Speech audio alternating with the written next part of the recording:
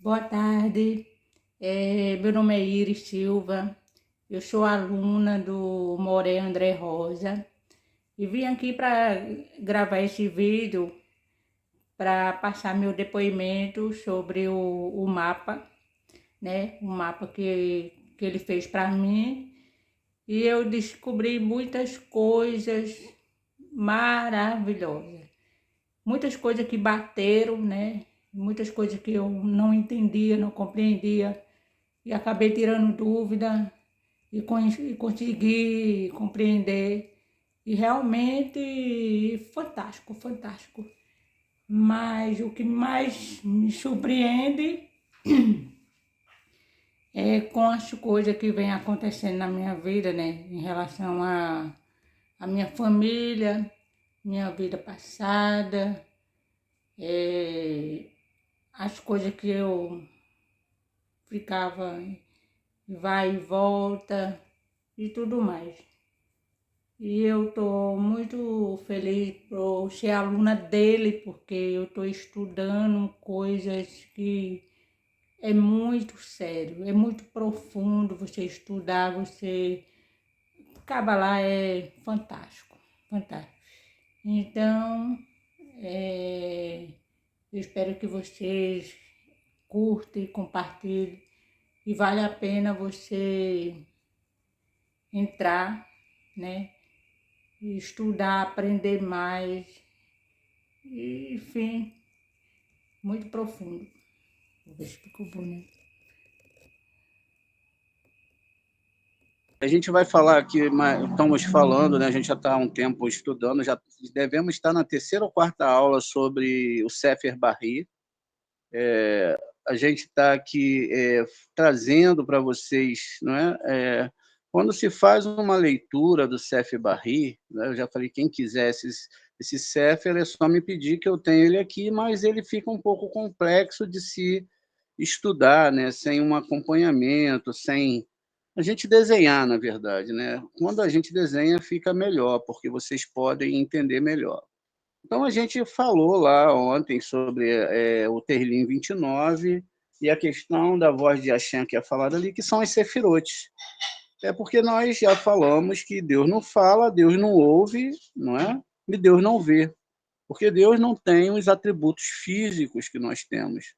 Mas isso não quer dizer que ele não possa entender tudo, não é? Isso é só para não trazer Deus para uma linguagem antropomórfica. E aqui a gente vai conversar um pouco sobre isso. Veja, aqui pergunta, qual é o significado de Devarim 4:12, onde diz, nenhuma forma de distinguir-se, nada além de uma voz. Veja, então a gente tem aqui o versículo em hebraico, está em hebraico, e ele diz aqui que nenhuma voz, como a gente viu ontem no Terlim, a palavra voz é kol. Não é? Então nós temos aqui, ó, a palavra kol, que está falando aqui, ó, você não viu nada além de uma voz. Mas como assim ver uma voz? Como que funciona ver uma voz? Hoje a gente tem alguns relatos de algumas pessoas que enxergam, né?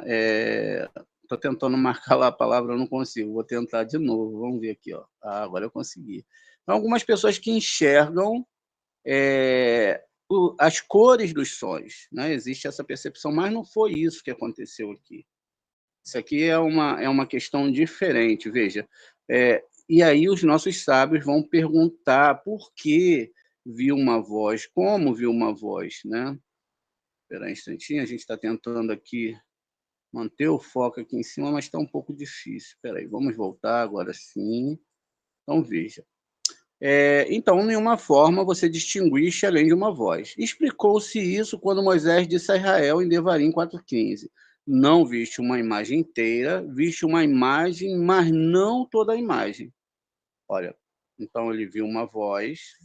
Agora a gente tem que fazer uma ligação com a árvore sefirótica. A gente tem a construção de Gálgata, não é?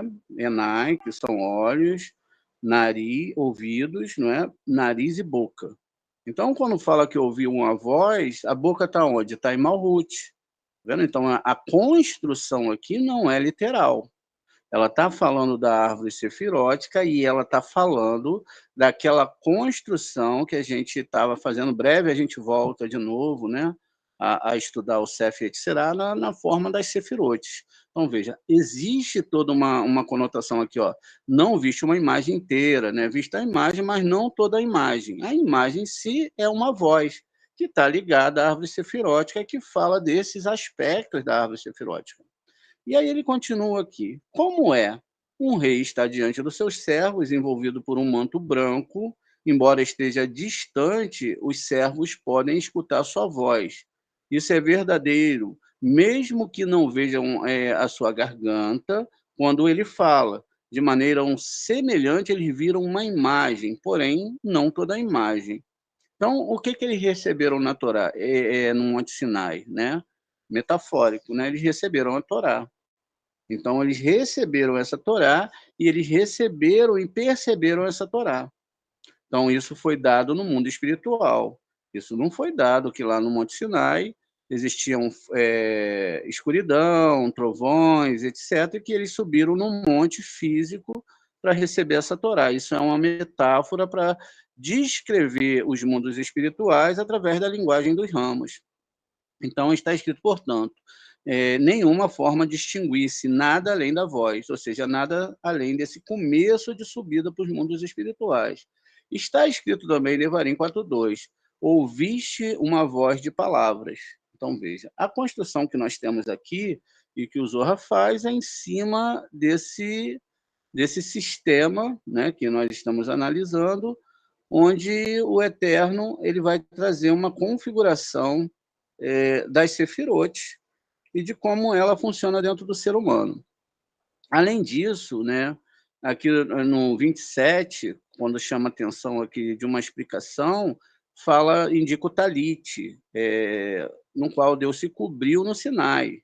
Né? E a gente já está fazendo aqui para vocês, a gente já fez essa aula anteriormente, a gente já está montando aqui, ó, a aula do Tzitzit.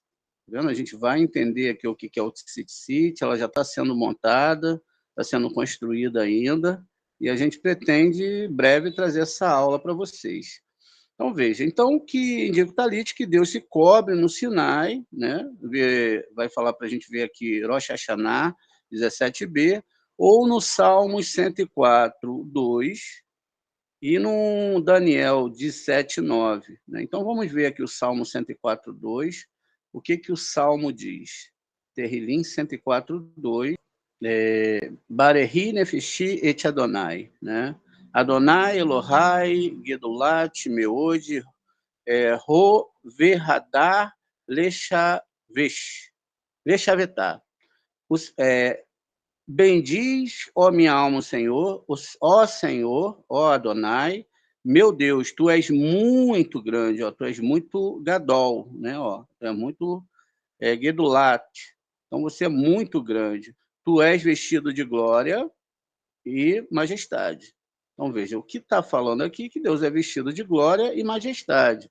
A gente deve entender o que é glória e deve entender o que é majestade, e que isso não quer dizer que a gente vai ver Deus com talit, como muitas vezes a gente vê imagens antropomórficas e até mesmo de religiosos querendo colocar um trono, querendo botar questões de que Deus está com talit, na verdade não é nada disso. Isso tem uma linguagem que é totalmente diferenciada dessa questão. Então, veja, e o Daniel 7,9 também vai falar, vamos ver aqui, ó. Enquanto todos olhavam, enquanto eu olhava, tronos foram colocados no lugar e o ancião de dias tomou seu assento. As suas vestes eram como a alva neve, e o cabelo da sua cabeça como lã de cordeiro. Seu trono era língua de fogos. Seu trono era língua de fogos, e suas rodas eram fogo ardente. Então, veja, aqui é uma linguagem que não cabe dentro da Torá. Isso aqui é uma linguagem metafórica. Então, por isso que a gente está usando aqui o Sefer Barri para explicar essas questões. Então, veja, aqui, né, vai falar, deixa eu só me achar aqui nesse slide, aqui vai falar sobre a palavra kol, né, onde tem a palavra lo, que tem um valor numérico, dentro da palavra kol, a gente viu que ela é formada por um kuf, ela está aqui em cima, ó.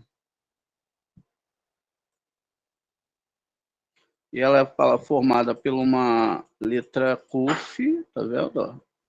Um vav, aqui, ó, e um lamed. Então, o valor que eu tenho aqui é 36. Se eu tenho 36, no final eu tenho 9, né? 3 mais 6, 9, que está falando dessas letras hebraicas. Então, a questão aqui está falando para a gente sobre essa questão dessas letras hebraicas e essa comunicação através dessas letras hebraicas.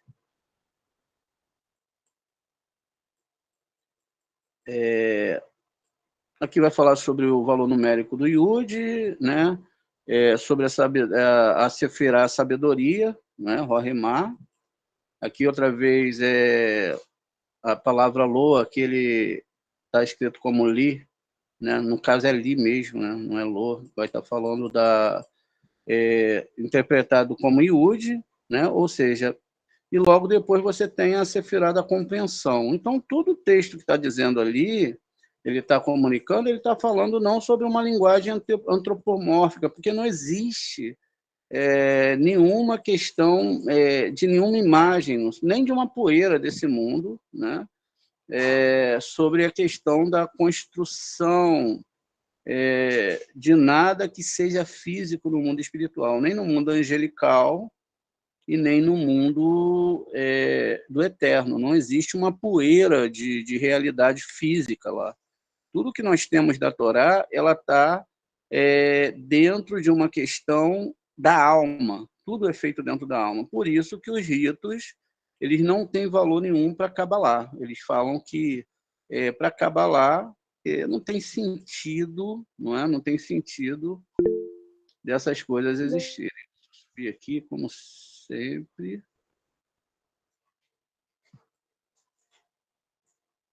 Eu não sei o que eu fiz aqui. Eu fechei aqui do lado. Ó. Eu nem fechei.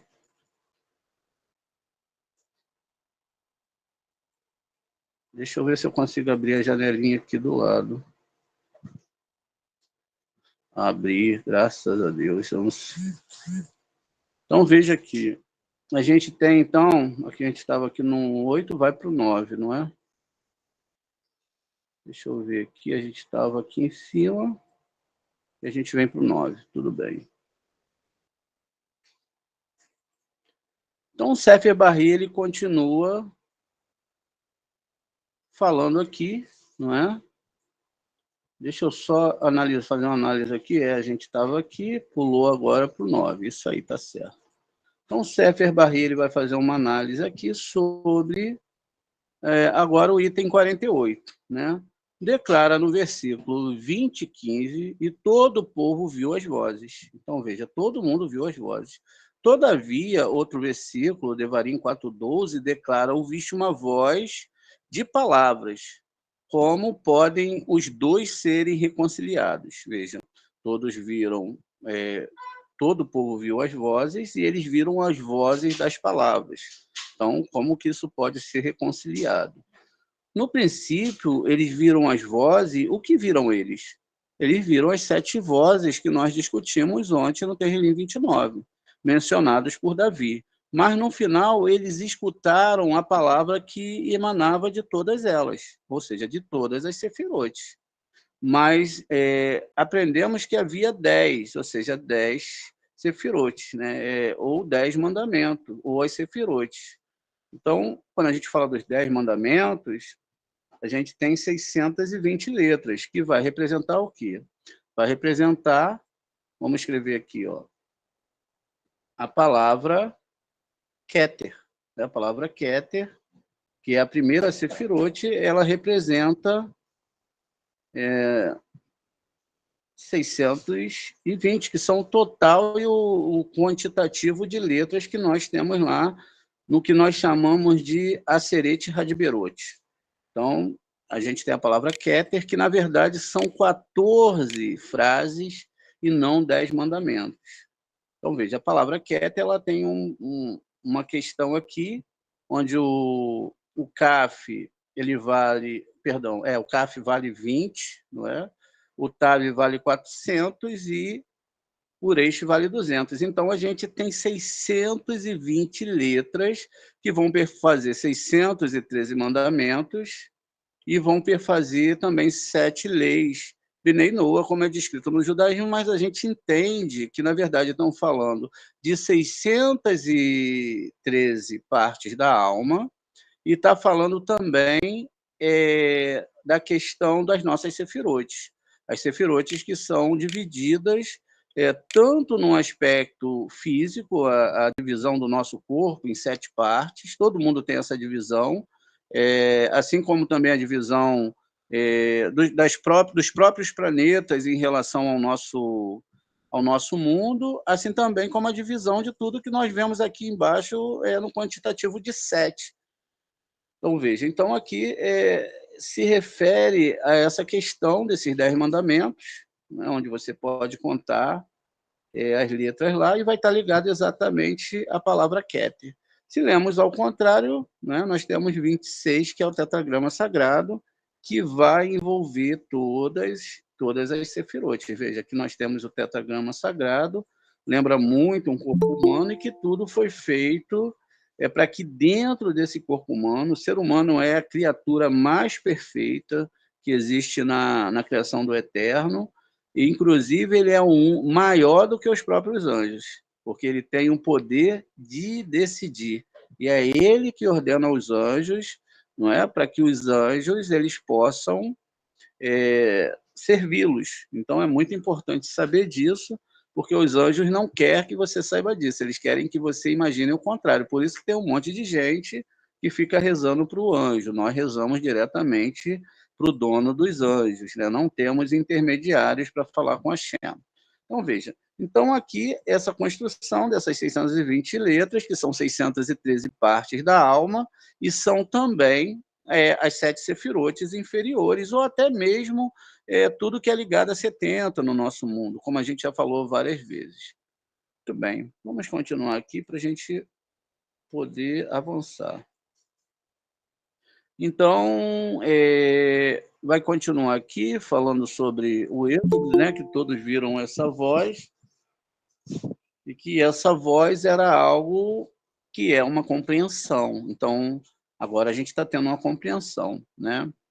E as 7 vozes foram mencionadas por Davi, mas aprendemos que havia 10, como a gente acabou de ler.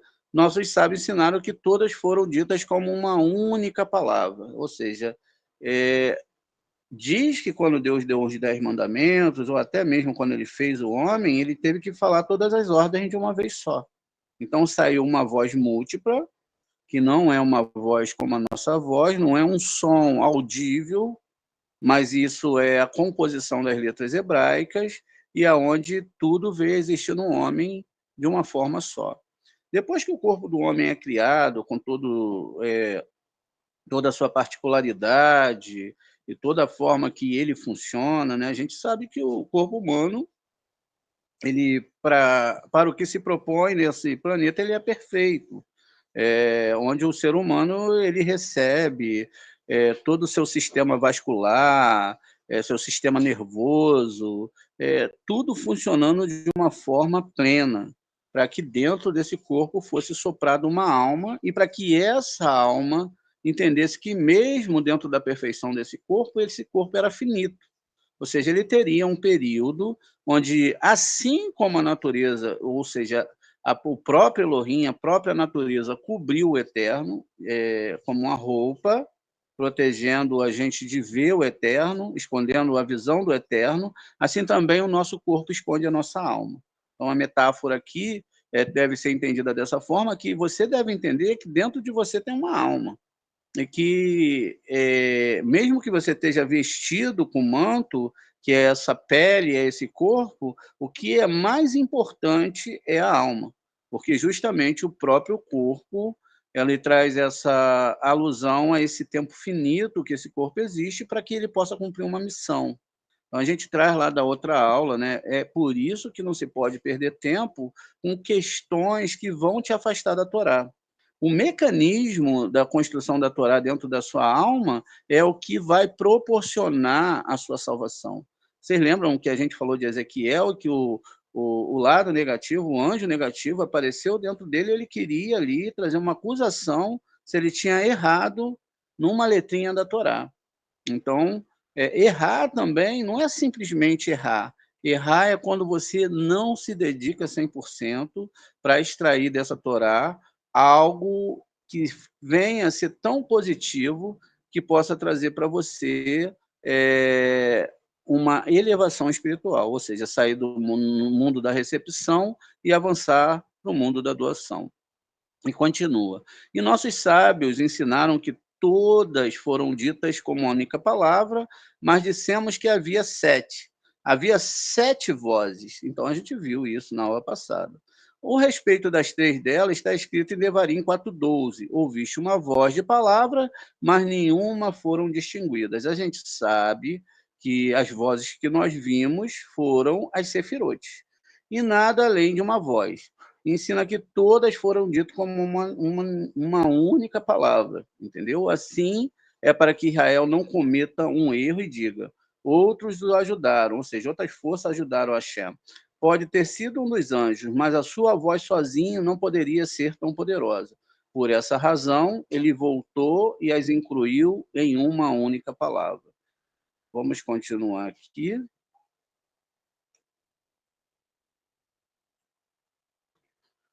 49. O item 49, ele vai continuar a explicação sobre o tema. Vamos ver se é isso mesmo.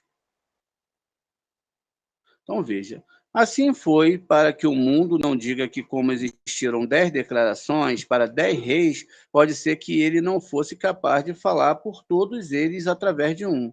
Por isso ele disse, né? Ou seja, através dos sistemas superiores. Êxodo 22, né? 20, no capítulo 20, no versículo 2. Eu sou Hashem, vosso Deus, o que incluía todas as 10, que são, o que são os 10 reis? São as 7 vozes e as 3 declarações a Marim, que são as 10 declarações. São aquelas que aludem o versículo de Devarim 26:18. Deus hoje te disse, que são, Deus hoje te disse, que são as 3, né? O que são as 3? É uma pergunta. 2 são mencionadas no versículo de Provérbios. Provérbios 4:7. Vamos ver aqui. E a gente vai lá observar o que está descrito aqui em Provérbios 4:7. Deixa eu chegar aqui mais perto do computador para mim poder analisar aqui, que eu estou enxergando um pouquinho mal. Estou perto do computador agora, né? Então, eu tenho aqui, ó, a palavra Rorimá, tá vendo? Exatamente, a palavra Rorimá é a segunda Sefirot. Então, aqui está falando de Rorimá. E aqui no final eu estou falando de Biná.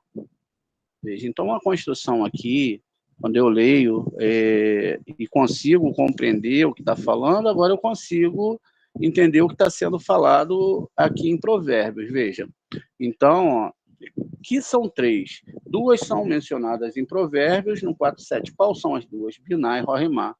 O princípio é a sabedoria, e adquirir sabedoria com todos os teus ganhos, adquira compreensão. Então, portanto, escrito em Jó 32:8. A alma de Shaddai lhe dá compreensão, o que lhe dá compreensão é a alma de Shaddai. Qual é a terceira? Como disse o velho, né, a criança, no que está oculto para ti, não busque, e do que é secreto para ti, não indagues. Onde tiveres, né, A autoridade busca e compreende, mas deve te ocupar dos mistérios. Então, veja, a própria Torá diz que nós devemos descobrir esses mistérios para que a gente não possa ficar perdido no tempo. Então, a gente vê aqui, ó, a gente tem a palavra reshit, a gente bota o beit aqui, a gente tem bereshit, que é no princípio, ou a própria sefirá descrita ali como Keter, né? No princípio, ou seja, o próprio beit também lembra Biná, no princípio. Então, aqui a gente tem uma construção de Bereshit, falando de Rohemá e Biná. Aqui, a quem Ruha, então veja, a quem Ruha, Benosh, Venashmat, Shaddai. Então, aqui está falando desse Ruha, desse Rua, porque a gente não lê Ruha, a gente lê Rua, como tem aqui o caso do Patar, que é falado anteriormente, não é, da própria letra Rete. Então, a gente lê Rua, ou Rua, né, e não lê Ruha. Então, esse é um caso particular onde o sinal massorético, o patar, ele é lido antes da letra. O som dele é pronunciado antes da letra Rete. Muito bem. Então, toda essa construção que está sendo feita aqui é justamente para explicar para nós, né? Então, que quem dá compreensão é o espírito de Shaddai, é Hashem. E qual é a terceira? Aí pergunta, né? Como disse o velho, a gente já leu aqui, vamos passar para o próximo slide. Muito bem. A gente chega aqui agora ao terceiro slide, explicando essas questões. Chegamos ao 50. Então, aprendemos que Provérbios 22, 5, a glória de Deus é oculta na palavra. Então, aqui, a gente tem uma construção, né, da palavra de Deus, e que ela está oculta na palavra. Então, veja, a glória de Deus está ligada, deixa eu botar aqui, a palavra kaved. Então, a palavra kaved, vamos aqui, ó, kaved, ou kevod, perdão, gente, kevod, Elohim, Haseter, Davá, o kevod, Melahim, Hakor, Davá.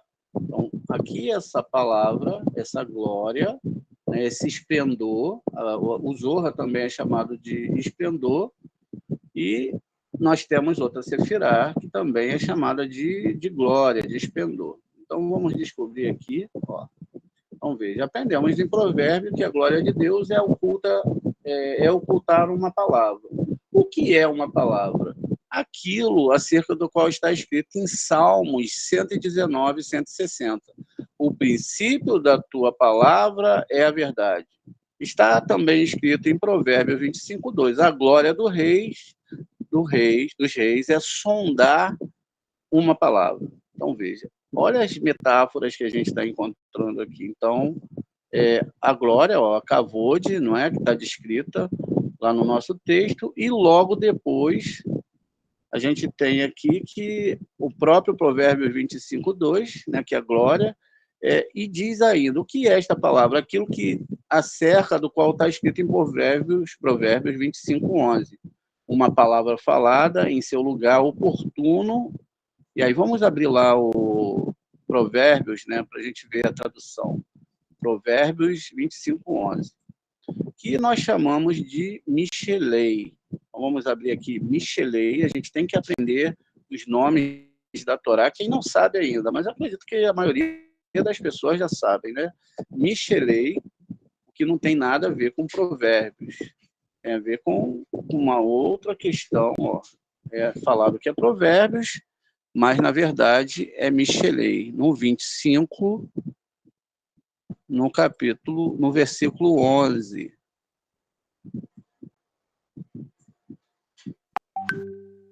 Diz aqui, ó, como maçãs douradas, deixa eu consertar esse texto aqui, que às vezes eles enganam a gente aqui. Deixa eu só ver se é isso mesmo. Então tá aqui, ó. Efurri, Zahav, Bemache, Kiote, Kassaf. Então, viu, ó. Kassaf, Davá, Daver, El, Afinaive. Então, aqui é que está. Agora sim, a gente pode trazer a tradução, que a gente sabe qual é o início aqui da palavra do 11, e que está ligada à prata. Então, a gente está ligado aqui à prata. Deixa eu... Viu? Mudou de lugar. Então, tá aqui embaixo, ó. Não é aqui, é aqui, ó. Cara, é muito ruim. Tá aqui, vamos lá. Tradução horrível. Como maçã dourada, uma peça de prata, tá vendo? Então, é uma das formas que os frutos, né, que são da árvore, é chamado de maçãs. E uma frase bem elaborada. Então, a palavra aqui central, que está chamando a atenção para a gente aqui, é a palavra Kassef, que é prata. A gente tem um Kaf, um Samer, e tem um pei, um fei final, não tem um ponto aqui dentro, então é fei final, então tem som de F.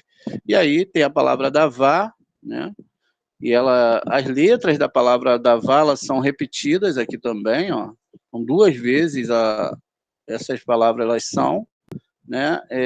Mas aí vai ser agora falar também, declarar, conversar. Os sinais maçoréticos são mudados, tá vendo? Então também tem toda essa questão, o aprender a ler a Torá, como a gente está fazendo, não é? numa forma de ver o simbolismo da Torá, e a gente aprende aqui, então. E aí a gente chega aqui no próximo, o 25:11, né? A palavra em seu lugar falada é afenável. Vamos voltar aqui que eu tinha esquecido desse detalhe. Então, a palavra aqui, ó, deixa eu consertar o texto.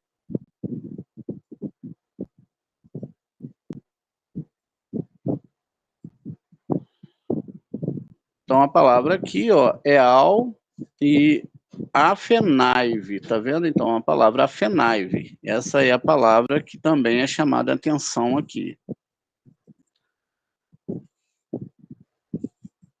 Então, a gente diz aqui, ó, uma palavra falada em seu lugar oportuno, afenave. Não leia no seu lugar oportuno, mas leia afenave, mais sua roda, né? Ofenave. Então, o que o texto está chamando aqui é para a gente ler isso como sua roda, como aquilo que é chamado de um círculo dentro da Torá. Né? Vamos continuar aqui, então. O Zohar ainda, perdão, não o Zohar, não, o Sef Barri ainda é um texto cabalístico e traz o texto da iluminação. Perguntaram, né, os discípulos lá do Rabino Berahia, né, e falaram com ele, deixa-nos discutir, mas ele não lhe dava permissão. Né, discutir sobre a Torá é uma coisa muito séria. Então, ele não lhe dava permissão. Certa vez, todavia, deu-lhe permissão, mas o fez para testá-los, para ver se agora prestariam bastante atenção. Um dia testou-os e disse, deixai-me esclarecer a sabedoria de todas. Eles começaram e disseram, um é no princípio, né? Um é Bereshit. 2 é Isaías 57:16. O Espírito que se reveste vem de mim e eu criei as almas. Conforme está escrito aqui, na segunda parte do texto de Isaías 57:16, marcado aqui num retângulo vermelho, né?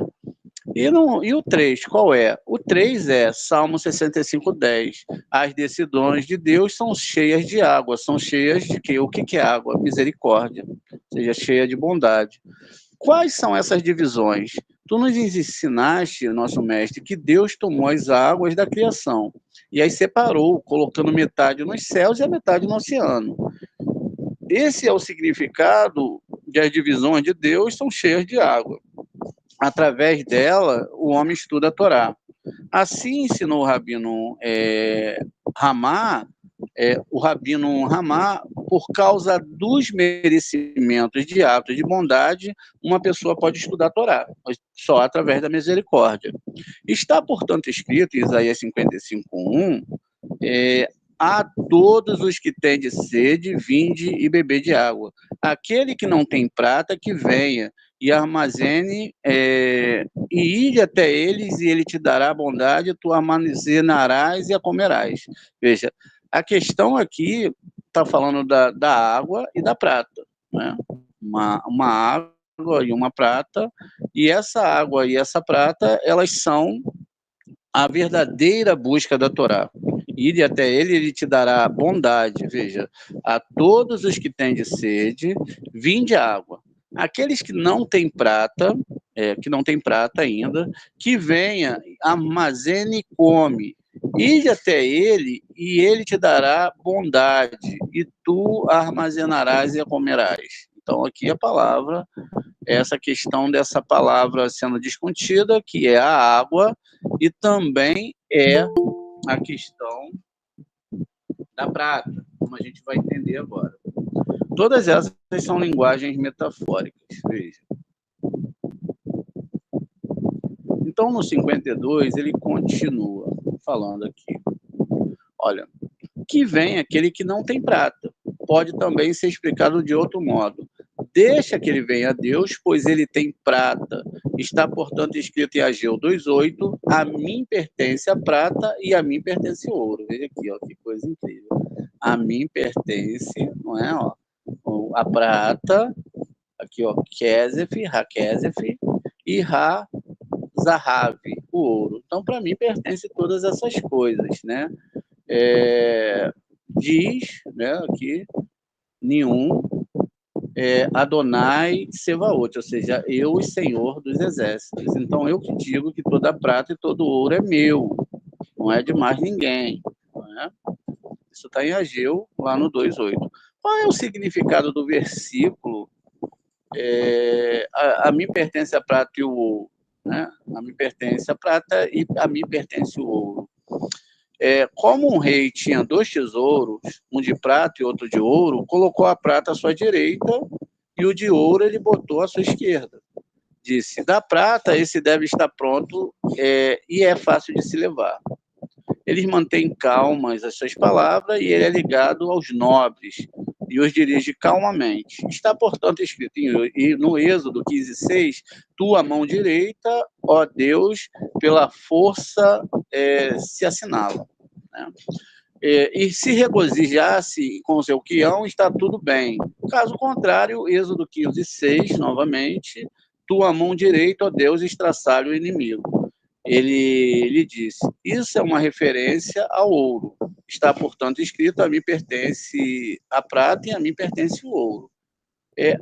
A análise que pode ser feita aqui é que a prata e o ouro na Torá, ele representa exatamente, a prata representa a misericórdia ao lado direito, e também representa o amor de Deus, enquanto o ouro representa o simbolismo da rigidez, do julgamento e etc. Então, aqui nós temos uma conotação, logo na própria descrição aqui do terlim em hebraico, nós temos a palavra koa, ou bakoa, né, que quer dizer força, a força do Eterno, ou seja, a força com gematria 28, que começa em Bereshit. Bereshit tem 28 letras, que vai ser o início e o pontapé através da própria letra Beit, que está lá no início de Bereshit.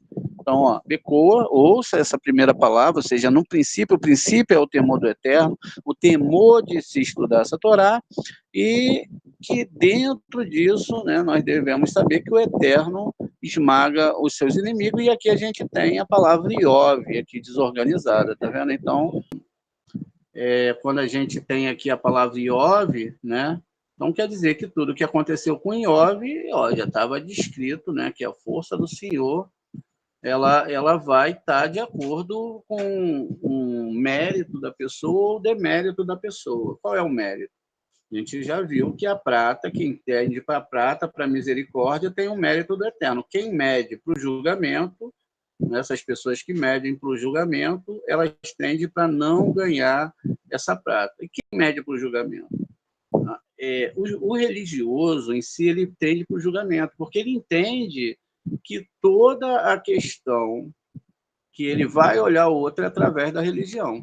Então, se fulano de tal, ele não faz tal coisa, se ele não segue o Shabat, se ele não come kasherut, se isso e aquilo, então ele não está observando que a Torá não está falando disso. A Torá está falando de questões internas, como você deseja ajudar as pessoas, né? Como você deseja amar as pessoas, o quanto você está amando e o quanto você deseja crescer nesse amor. Esse é o aspecto. Né? Mas em que amor? Aquele amor onde eu dou para a pessoa aquilo que ela precisa, alimento e tudo mais, ou aquele amor que eu trago a pessoa para entender a Kabbalah, para entender os mundos divinos? Essa é a verdadeira doação. Então, não quer dizer que os outros parâmetros são errados, mas a verdadeira doação é você estudar a Torá, porque através do concerto da Torá, você conserta a sua alma e, com certeza, se você estiver bem configurado, você vai consertar a alma das pessoas que estão em volta de você, através de um estudo profundo dessa Torá, que realmente vai criar em você uma tela anti-egoísmo e anti-julgamento das pessoas, até porque você vai estar muito ocupado cuidando da sua eternalidade e não vai ter tempo para ficar usando as pessoas, não é verdade? Então, veja, aqui o Eterno vai falar essas questões, e aí diz o seguinte, né? Se regozije com o seu quião, então tudo está bem. E aí Deus vai pesar a mão, caso acontece isso, como foi no caso de Jó, a gente viu ali, e isso lhe disse em referência ao ouro. Está, portanto, escrito: a mim pertence a prata, a mim pertence a misericórdia, a mim também pertence o rigor. Sou eu que curo, sou eu que adoeço, e tudo é assim. Então, vamos continuar aqui. Eu tenho percebido que o programa não tem dado uma hora só para a gente, né? A gente está conseguindo falar um pouquinho mais. Então, que bom. Então, veja, por que o outro lado é chamado Zahav? Né? Por que é chamado Zahav? Por que é ouro? Porque inclui 3 atributos que são aludidos nas 3 letras, na Zain, na letra Re e na letra Beit. O primeiro atributo é macho, Zahar. Este é a letra Zain. Vamos tentar chegar um pouquinho aqui para o lado para a gente poder, ou diminuir um pouco, e a gente vai pulando de um lado para o outro. Então, a primeira letra aqui da palavra Zahar é o Zain, né? E aí esse Zain, ele é um atributo macho. Por isso que a gente tem lá descrito na Torá o pronome este e esta, não é? Então, veja, aqui nesse modo de interpretação mais profundo da Torá, essa letra Zain, que faz parte da palavra Zahav, significa Zot. Ou seja, a gente não pode interpretar isso apenas como um pronome demonstrativo, como nós vimos em outra aula, mas nós devemos saber que aqui é a parte masculina da Sheriná, ou seja, do Eterno, que não é chamado de Sheriná. A Sheriná é a parte feminina. Então, veja, a segunda letra é a letra Re. Está vendo aqui? Então, aqui a gente tem o artigo, não é, que não faz parte da palavra em si, e logo depois nós temos o artigo. Aqui, a segunda palavra é a letra Re, e aqui é a alma, esse é o Re, a alma é o Re. O valor numérico de Re é 5, fazendo alusão, não é, aos 4 nomes da alma. Na verdade, 5, né? Aqui botaram 4. Nef, Shiru, Neshama, Hayá e Eridá. É lógico que o Hayá e o Eridá eles vão ficar no nível só, mas são 4 mundos com 5 formas, né, de alma. Então, aqui a gente tem Nefesh, logo no intermediário temos Rua, Neshama, Hayá e Eridá. Quando a Torá fala lá em Vaikra 11 sobre os animais que são puros, então eles vão falar dos animais Hayá, que são aqueles animais de Ezequiel, e também são os animais que o nosso querido Noa colocou dentro da arca, que não tem nada a ver com animal literal. A gente deve entender também que esse nível de nefesh que todo ser humano tem, que vai levar a pessoa a ter seus ideais nesse mundo, vai ter vida, etc., etc., não está ligando ele ao nível de Neshama. Somente quando ele começa a estudar esse Zohar, e aí ele cria dentro desse Zohar um aspecto de doação, então ele acopla dentro do nível superior. Fora isso, ele não fica acoplado, ele vive a vida toda em recepção, ainda que não seja aquela questão que a gente já falou que a Torá não discute quem é bom, quem é mal, quem fez isso, quem é bonzinho, nada disso. A Torá, ela discute aqueles que lutam independentemente, como a gente viu ontem, da sua configuração, estudar essa Torá profundamente. Uma pessoa, ela se coloca para estudar a Torá, ela senta para estudar a Torá, ela gasta a sua alma estudando essa Torá. Enquanto ela gasta a sua alma estudando essa Torá, a Torá vai sendo escrita na sua pele. Por isso que quando ela morre, quando nossos rabinos morrem, os judeus eles vão lá no túmulo para pegar essas letras de Torá que saíram da essência desses estudos de Torá. Veja, então aqui faz uma alusão à alma, enquanto o Zayin faz uma alusão ao macho, não é? E continua. Qual é o propósito do rei? É um trono para Zayin. Né? Está, portanto, escrito em Eclesiastes 5:7, pois um zela acima do outro. Então, isso é o que está escrito lá em Eclesiastes 5:7. Vamos dar uma olhada em Eclesiastes 5:7. Se você viu uma província, ou a opressão dos pobres, a suspensão do direito e da justiça, não se surpreenda com o fato, pois um alto funcionário é protegido por um superior, tá vendo? E ambos por outros superiores. Então, aqui está falando exatamente que tudo é protegido, né? Que a gente não deve se a gente vê uma profícia, a opressão dos pobres, a supressão do direito, da justiça, a tradução, né? Não se surpreenda com o fato, pois um alto funcionário é protegido por um superior e ambos por outro ainda superior. Ou seja, vamos ver aqui o entendimento. Então, pois um zela acima do outro, ou seja, um funcionário, né, as forças superiores, uma zela em cima da outra. Beit é o seu sustento e está, portanto, escrito em Gênesis 1:1. Né? No Beit, em princípio, Deus criou tudo. Ou seja, nesse mundo dual, onde tem a percepção da dualidade, Deus criou todas as coisas. Por isso é que nós temos aqui, na palavra Zahav, o Beit, ligando ao Beit de Bereshit. Então, veja, a construção aqui da palavra Zahav é uma construção que está falando do lado esquerdo, mas que até isso, quando vence a opressão, quando vence esses castigos, isso vem dos próprios mundos superiores, e que a gente deve aceitar, né? Deve entender que tudo isso já é ordenado pelo Eterno, né? Isso já vem lá de cima. Então, vamos continuar aqui, gente. Então, assim, a gente descobre o que é a palavra Zahav. Aqui continua. Qual é a sua função aqui? E como isso é certo de um rei, teve uma filha que era boa, agradável, bonita, perfeita. Ela o casou com um príncipe real e a vestiu, coroou, cobriu de joias e lhe deu muito dinheiro. É possível que o rei, algum dia, abandone a sua filha? Terás de concordar que não. É possível que o rei esteja constantemente com ela? Também concordarás que não. O que ele pode, então, fazer? Pode colocar uma janela entre os dois e todas as vezes que o pai precisar da filha ou a filha precisar do pai, se juntarão por intermédio da janela.